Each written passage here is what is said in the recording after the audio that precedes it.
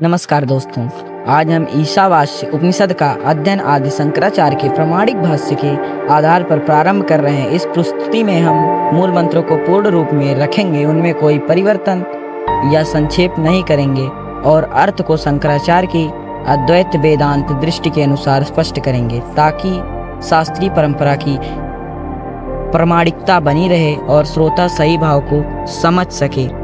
अब हम तृतीय मंत्र का अध्ययन करते हैं। असुर्या नाम ते लोका अध्ययन तमसा अवृता तास्ते प्रेत्याभिगच्छन्ति ये के चात महनो जना।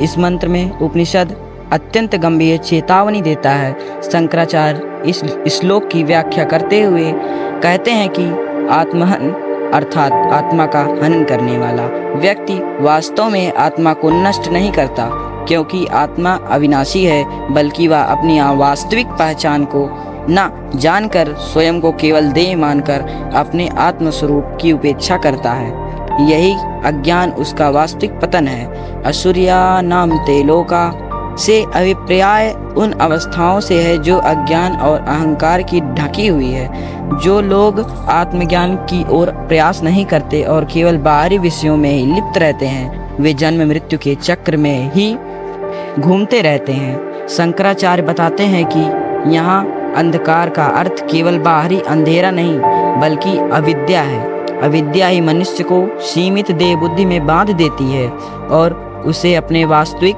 ब्रह्म स्वरूप से दूर रखती है। इस प्रकार तीसरा मंत्र पहले दो मंत्रों की गहराई को आगे बढ़ाता है।